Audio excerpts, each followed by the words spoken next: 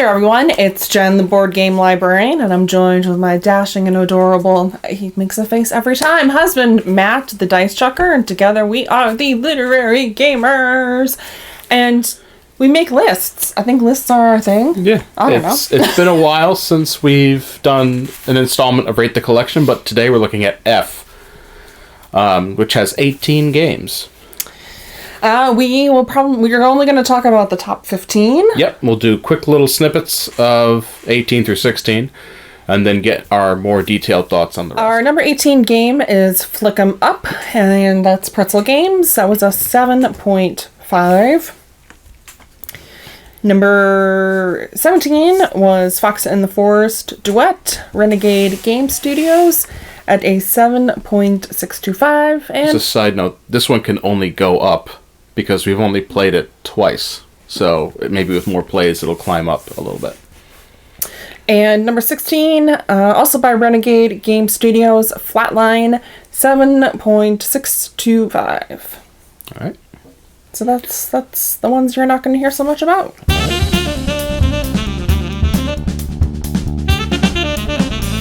Number 15 is Favor of the Pharaoh at 7.75 by Bezier Games. This was one I thought you were really going to love, and you didn't. I like it more than you. I definitely like it more than you do. So this is one where you're rolling dice and trying to use different combinations to get new abilities and or new dice, and you're trying to get all the way up to the Queen, I believe. This is also based off an old game. I can't remember the name of it. And I don't want to say another game just in case I'm wrong. Feast for Odin. Yep. Unsubscribe.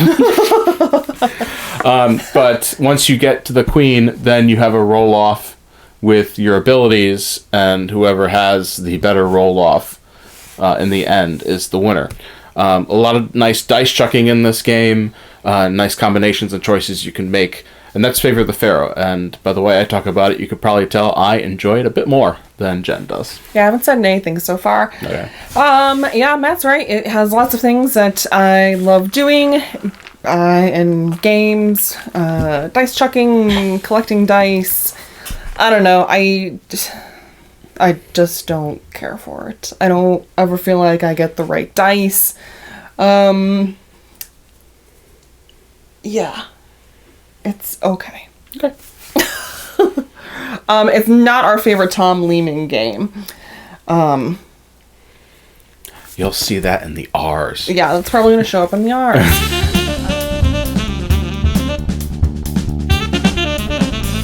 Number 14 is Wickedly Adorable, and that's why I ended up purchasing it at Gen Con in 2018, not 2019.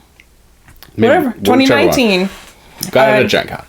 Got it at Gen Con, and that is Fuzzy Mage Fight by something Squirrel Games. I'll make it. Shadow Squirrel Games.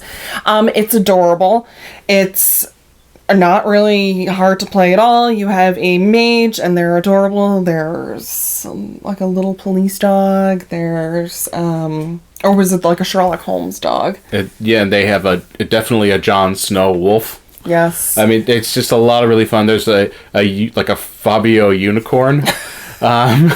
It's ridiculous fun. It's not super deep, so don't worry about like a hefty mage card game. But it's so quick and funny, and just you get a lot done, and it's really kind of neat. Yeah, like Matt said, it's not really a deep game, but I think the artwork brings me a lot of joy. Yeah. And it's something you could, probably teach a younger child. You're trying to collect 8 magic in your hand and or on the spaces in front of you, any combination of that. Once you've got that, you reveal your hand, and then you're the winner. And so there's some really interesting kind of card play about making things click. Speaking about a fuzzy mage, come on up here. No, we're gonna be coy. He's gonna be coy. So that's Fuzzy Mage Fight.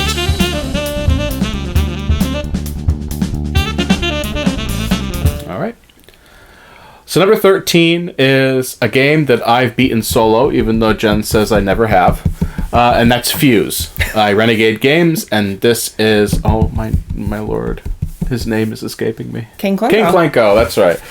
This is a game where you are on a timer, 10 minutes, and you're rolling dice trying to defuse bombs that are represented by cards on the table. Sometimes you even have to stack them in certain ways. And once you get rid of all the bombs in the deck, you win. But you can choose to get rid of all the bombs on the table. Yeah, and I think you have to get rid of all of the cards. Yeah, that's the cards, the bombs in the deck. And this one is just pure chaos. I believe, this is just my opinion, I think it gets worse with more players. Yeah. Because when you play it by yourself, you're selecting the dice you want to use, but sometimes when you're playing it with, especially I believe 4 is the max, other people may snag the dice before you, and like I said, there's really not much you can do. Here's our little fuzzy mage. Because you're on a timer. So you've got to make these decisions quickly, and sometimes you just get you can't take a dice, and when that happens, the dice you can't take, everyone has to throw one back into the bag off of one of their bombs, and if the mic gets a little muted, sorry about that. There we go. Now we're happy. We're gonna sit nice. Okay. All right. That's what I was going to say about Fuse. I think Fuse is one of those games too where it's only 10 minutes. It's less than 10 minutes. 10 minutes, no, it's... And it's one of those ones where you can set it up again right away. And a lot like Escape in that regard. Yeah. We talked about that one last time. There's been times where Matt, he was just talking about it, where we're throwing the bag at each other. Yep. Just so we can kind of get the next round going and started.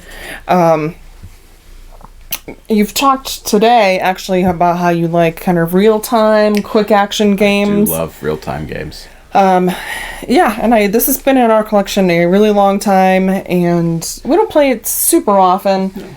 And you know, we love real-time games because Project Elite was on both of our top 10s. Right.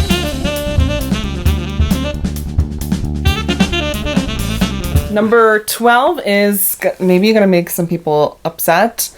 It's Food Chain Magnate by Splotter. Nope, you're going to eat the microphone.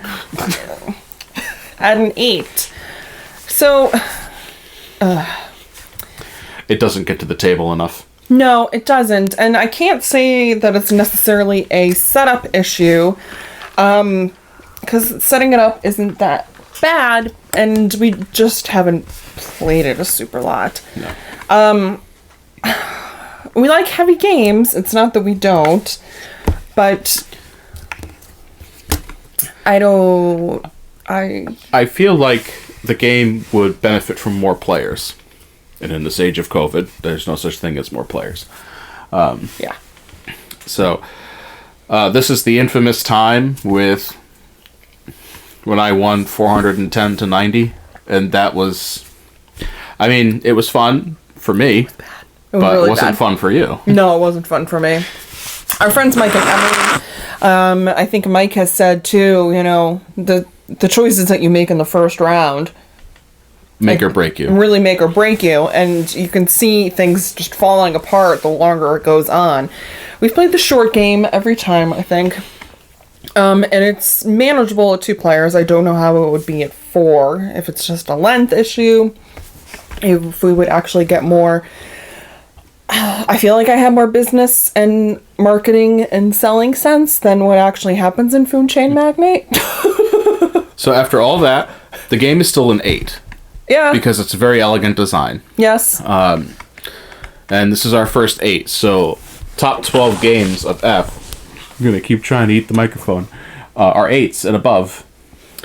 Yeah, I don't think either one of us is perturbed by the graphic design and artwork in the game. I totally get what they're doing there. All for that 50s diner appeal, Yeah, and I'm fine with that. I don't understand why this game is so expensive to purchase. People talk about that all the time. It's in and out of print. It's like $125 in US dollars, which is too much. There's nothing in there that makes it $125. So we enjoy it. I mean, if friends were like, hey, you want to play Food Chain Magnate? Sure. Yeah.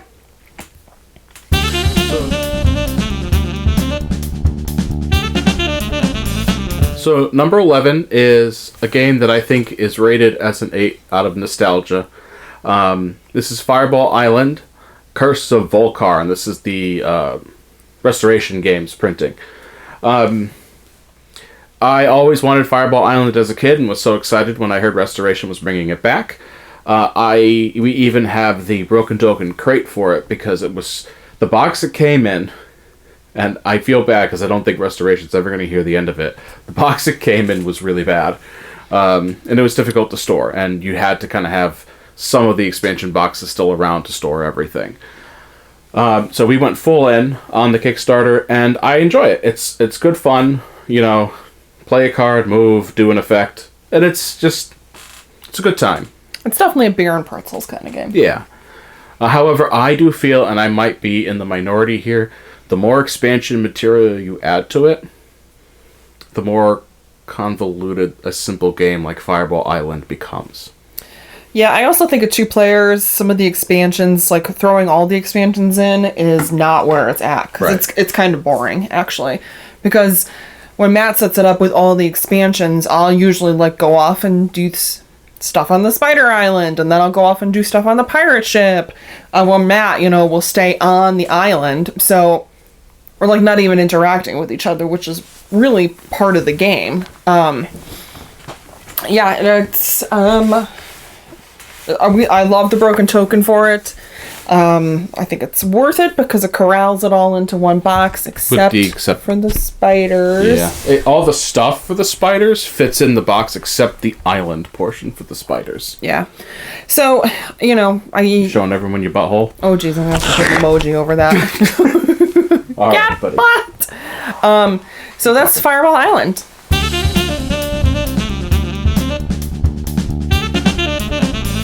While Matt wanders away, I will talk a little about number 10, and that is Funkoverse. Oh, he's mad, isn't he? Is he giving you the glares? He's giving me the glares because he wants to eat the microphone. Yeah.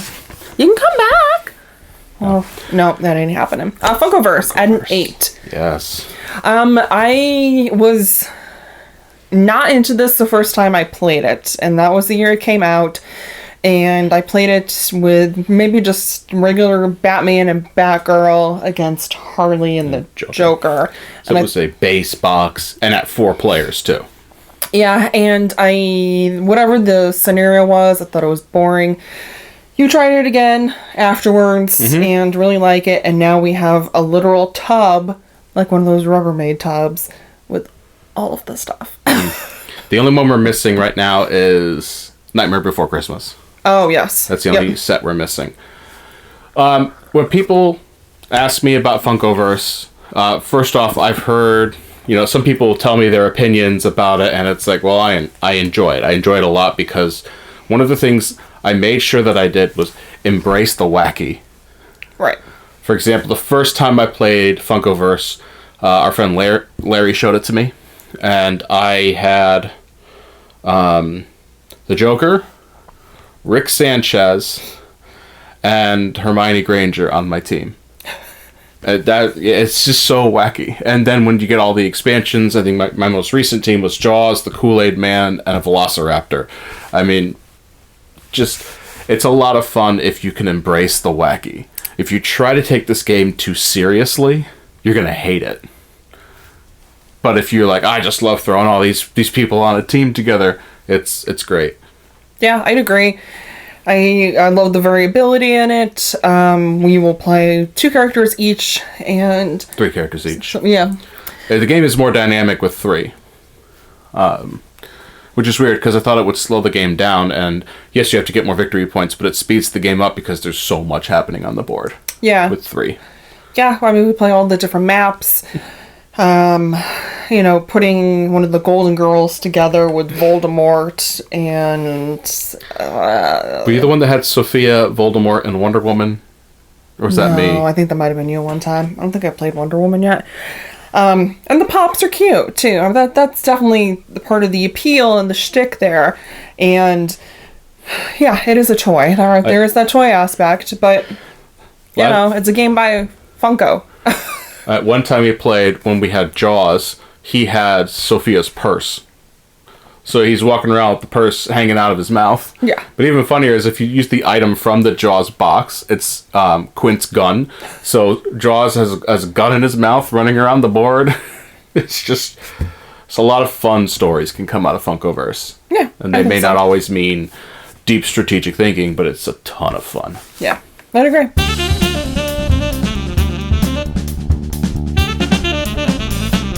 So number 9 is a game that we avoided for a while because it said it was a 3-player minimum, and that's Francis Drake.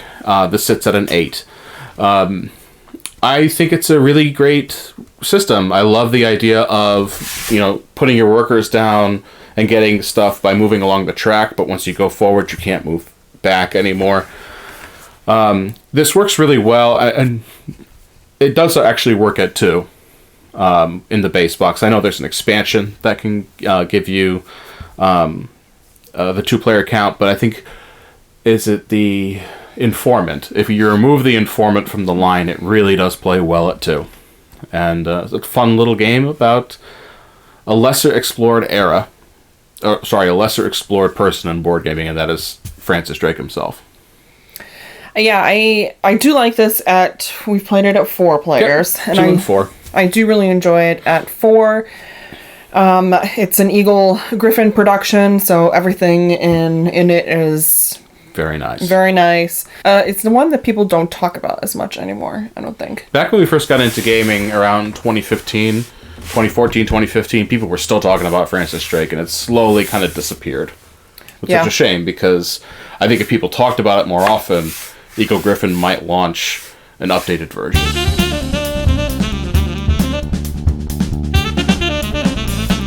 Number 8 is Fantastic Factories by Deepwater Games, and that sits at an 8. We were introduced to this by one of our gaming friends, Fred. Thanks, Fred, because I know you watch. And we quickly went out and purchased it ourselves, and it's another one that with 2 players, we can play 2 or 3 rounds snappy. In one evening. Yeah.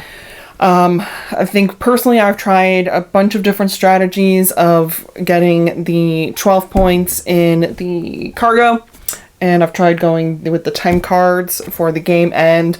Or is it the other way around? It could be the other way, but I don't think it's the either or. You get the idea. And, it's a lot of fun. I could see an expansion for this working out pretty well, and I think there might be one that's coming out. Coming soon.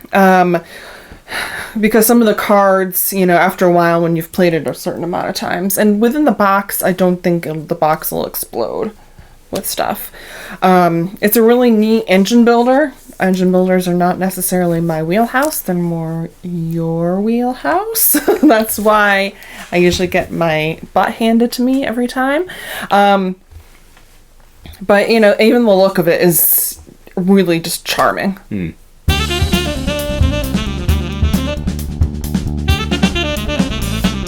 All right, number 7, we're going to go from the look of charming to horrifying, and that is Fate of the Elder Gods. It sits at an 8.125. I can't remember all 3 designers, but I remember one of them is Richard Launius. I know that this one was in development for quite some time. This is kind of the inverse of every Cthulhu game. Some of the major Cthulhu games. We haven't played Cthulhu Wars, where you're trying to awaken your Elder God. And you're doing that by going to locations. But not only that, you're doing it in an interesting way. You have a hand of cards, then there's spells, or on the back of them is the symbol, and you play that card on the location you were just in, and the symbol on the back is the location you go to. Yeah. So there's a lot of planning out in that regard. Yeah. That's quite fascinating. And then depending on the location you go to, you might be able to perform a spell with the cards that are in the columns based out of that. And it's a thematic game. I don't know. Would I call this an engine builder? No, not really, because you're just trying to build up enough momentum. The game does fight back at you with investigators, and they can raid your lodge as you're trying to awaken your god. It's just a really fascinating game, and I always have a very difficult time trying to explain it. But every time we bring it out, I'm like, this really is a solid design. It's one that I don't ever hear anyone ever talking about. I like it at 2 players. I think it's really snappy at 2 players. The 2 players, too, that's an interesting mechanic. Oh, with the Cthulhu's. So usually when you move around on the board, you got this Cthulhu statue, and you put it where you're headed, and you do the actions there. In a 2-player game, there's 2 Cthulhu's, and one player controls just a dark green and a silver one. And so sometimes you're blocked from going to places because the other player has... Yeah. You know, it's really kind of neat. The planning out there, I think, is even more important at 2 players because you have those 2 spaces that are essentially blocked off. I think the individual Elder Gods are all very different. The artwork is very dynamic on those. And they play very differently, too. The dice are cool. Yep. Component-wise, it's, I think, very colorful. Yeah, a Cthulhu game that, again, I don't hear anyone ever talking about.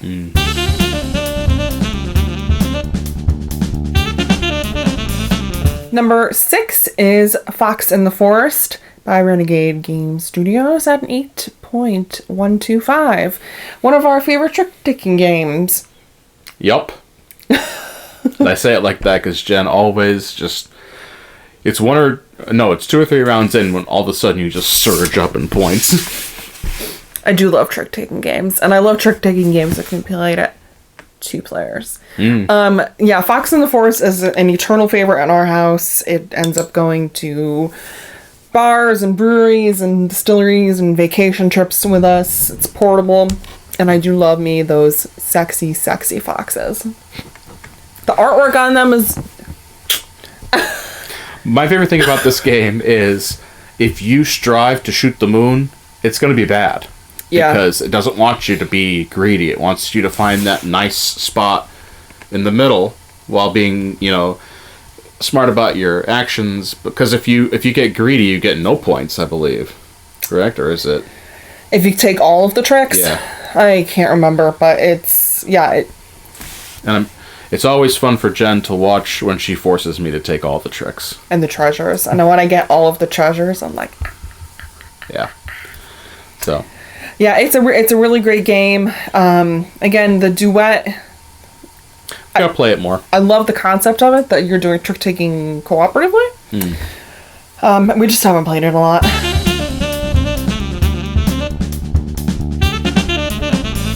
Number 5 is Forgotten Waters. This is by Plaid Games. And this is essentially Dead of Winter Pirates Edition. And sure. that's kind of because it uses the Crossroads system, right? Gameplay is nothing like it.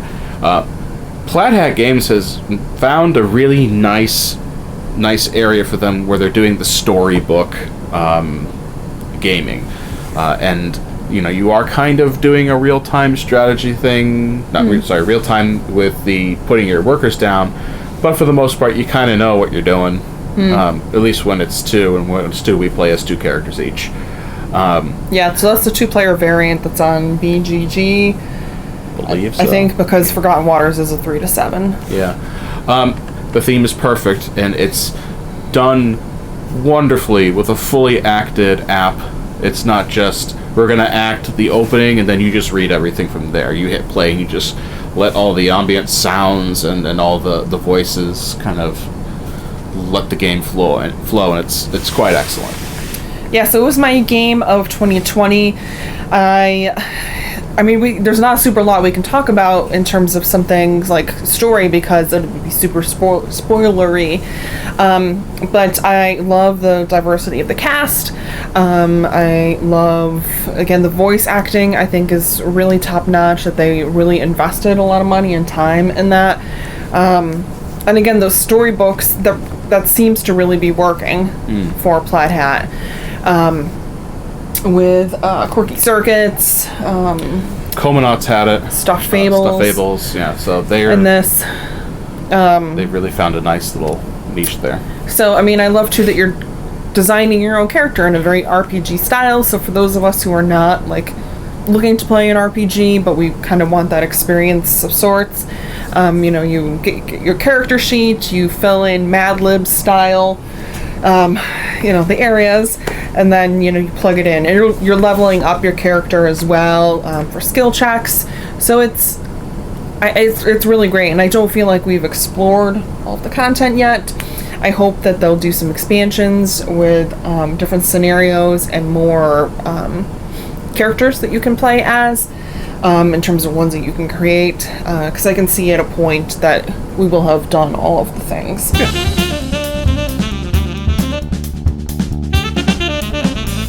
Number 4 is 5 Tribes. It's a shame it wasn't number 5. Yeah, Matt won. I think you wanted it to be. Yeah. By Days of Wonder at an 8.5. This is lower than I thought it was going to be. Because it's like a top 10 game for me personally. I think this is Bruno Cathala at his best. I think it's one of the few games where it's Bruno Cathala by himself. Yeah, and by himself.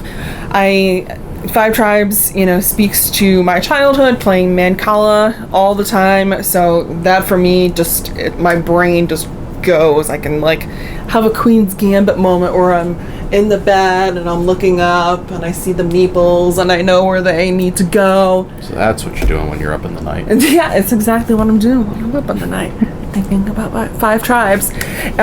So we played it again recently. Matt did get a folded space insert. Oh, folded space inserts are fantastic. Also, high recommend on those folks. Because we hadn't played it in a while because there was so much stuff in there. We've talked about this before. Where you have so much content and then it's in the box and you have it organized in the baggies. You just don't feel like... But then you don't 5 Tribes at its fullest is rough. It's long. With all the expansions? Yep, if you play with everything, it's long. That doesn't mean it's bad. No. So. No, we played it with just the base box recently. So and it was so good. I still love it. I win most of the time, so that's why Every once in a while, I feel like I've had a good game of it. And then I add everything up, and I've lost by 70 points. And and I don't cheat either. I don't... Not in this. We'll talk about that later. When we get to the Qs, we'll talk about the one game I cheat in.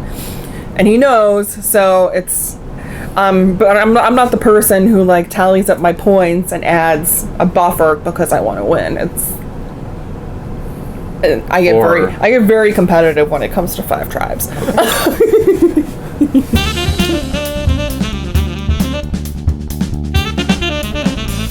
Number 3 is Fleet the Dice Game, and this is an 8.625. In the craze of the roll and writes, this one stood out because it was complicated.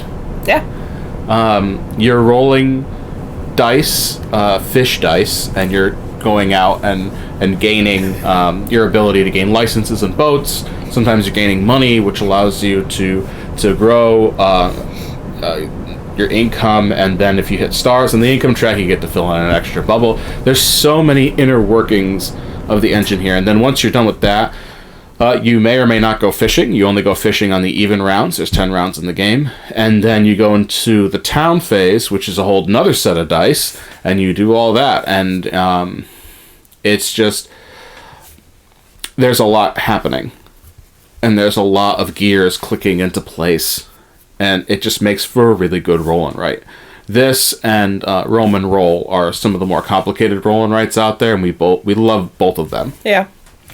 When you open up Fleet the Dice Game, you're like, 2 sheets? Oh yeah, it's 2 different sheets you gotta put together. You have to work at the same time. But I think it just gels together so nicely, all of the things that you need to be doing. I also love this one because I usually win this one. Same thing. I think I've had a great game. And I said, hey, I got 105 points. And Jen's like, I got 130. No, I've never gotten that high. I think 108 might be my highest. Yeah. But, you really do need to focus on certain things. Are you going to get a lot of fish and get a lot of fish points? Are you going to focus on your licenses and getting all the bonus points from the licenses? Are you going to really go into the town phase? And I'm going to gamble with the seafood buffet. Oh, anyone ever gotten the full thing at the seafood buffet? I'd love to hear in the comments below. But it's another one of those ones you could play again and again and again, and just try different strategies. This one usually comes on vacation with us. Yep, it's so portable. And the dice are good quality. Another Eagle-Gryphon production. Yeah, so maybe my favorite roll and write, not your favorite roll and write anymore. Or it's a tie with Roman roll. Possibly a tie with Roman roll. Yeah.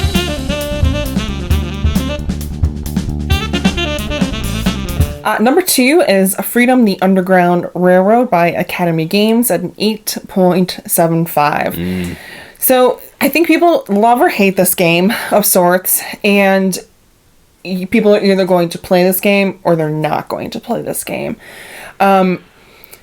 It's a very interesting phenomenon with this game. So the theme is that you are Underground Railroad workers, you're abolitionists, you are a variety of different roles, and you are working to take slaves from the South and bring them to the North Star, the North. And all the way to Canada. All the way to Canada. And my experience trying to get people to play this game is either, great, let's play it, awesome, or that sounds heavy. People are very uncomfortable wanting to play it. Yeah. So I know Brian Mayer personally.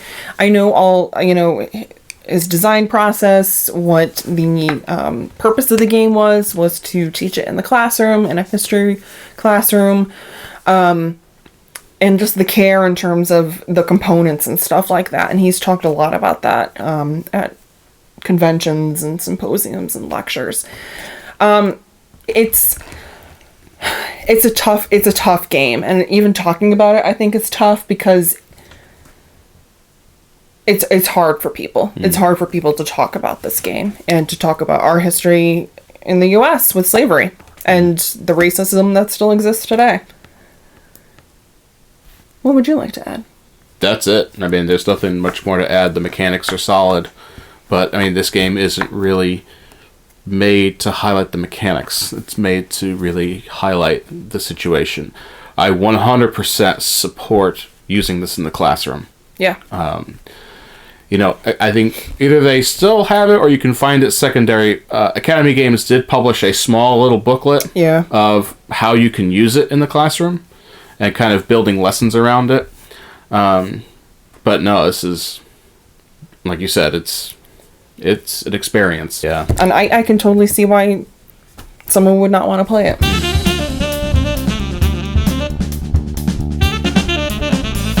We're going to go to number 1.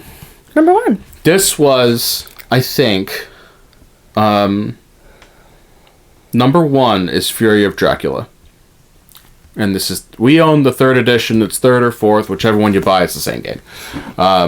It's just you get painted minis in the 4th edition, and they're slightly different. And the board is a little bigger. Ooh. So whichever edition you get, 3rd or 4th, it's fine. They're the same game. We never got a chance to play 2nd. No. Or 1st. No. We kind of got into gaming 1 or 2 years late for Fury of Dracula, I think. Probably. And, this sits at an 8.875.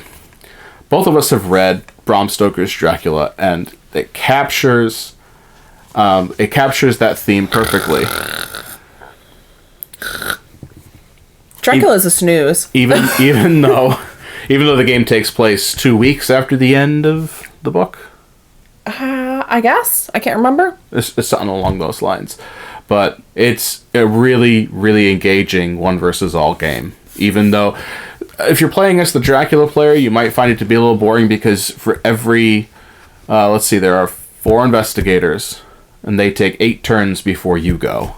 But there might be some occasions where you have things happening during their turns, like springing traps or having to reveal, I'm there,